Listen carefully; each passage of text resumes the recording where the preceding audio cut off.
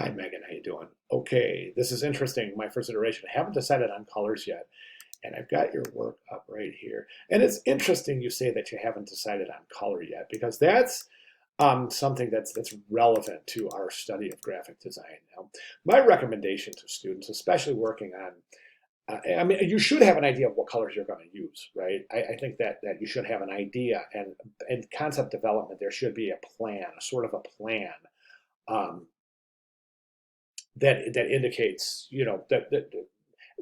when you're planning your concept, you should have color in mind. But it's a relevant statement because a lot of times I will design in complete black and white and then add color. And the reason that is relevant is because adding color adds meaning. So until you get form down, then you can start attributing meaning by color. But until the form works, color is kind of a non-issue, right? And that's just some designers' take. That's my personal take. Not all designers think that's relevant, and not all designers practice that. So just want to make that specifically clear.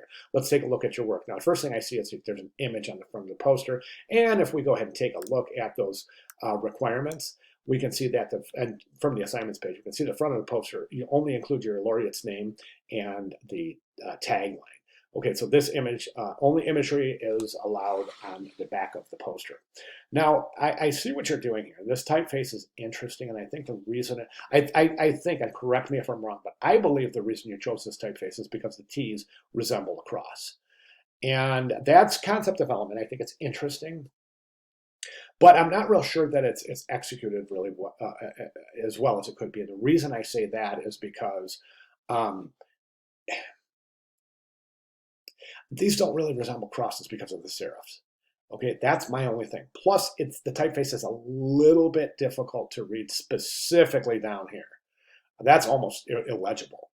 So, boy, I don't know what to tell you here. I mean, I would say that probably a better solution here than developing concept based on the shapes of the letters is to use a typeface that's very legible and then substitute a cross for the T. Do you see what I'm saying? And in a way that could work. I'm not saying this doesn't work. I'm saying it could be a little bit more effective. This definitely is just too hard to read. It's just almost impossible to read. So I would reconsider that.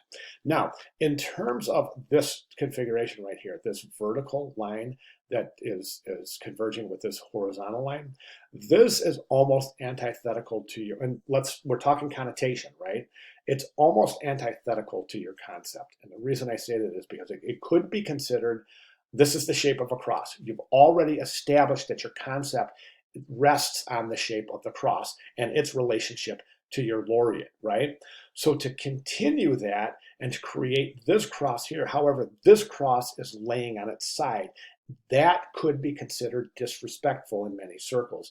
I don't recommend this. I think the connotative meaning here is enough to indicate that this is going to create some added meaning that might be negative in context. So I would reconsider that. Okay, so at this point, I want you to consider my comments. If you have, oh, by the way, let's take a look at our kerning here.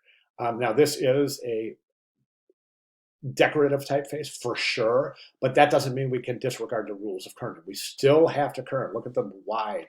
There's a whole ocean of space between the M and the O, and between the O and the T. This is really wide here. Your letter spaces are, to me, they haven't been kerned. This looks like it has been kerned, but it's kerned really tight. Again, adding to the fact that is barely legible. Again, also, I think I would add some typographic variety in this instance by introducing a second typeface for the subhead. A humanitarian might not be the most interesting tagline. I think that if you really think about it, you could probably come up with this really super. In a lot of ways, the tagline is going to determine whether the viewer says, "Hey, I want to turn this over and look at the rest of it." You know what I'm saying? I think Mother Teresa, a humanitarian. That a humanitarian is just, but it's just not the most interesting tagline. I think that we can attribute to somebody else with such a colorful, dynamic life. Okay, so those are my comments. If you have any questions at all, please let me know. I'll be glad to make those clarifications. Okay, thank you.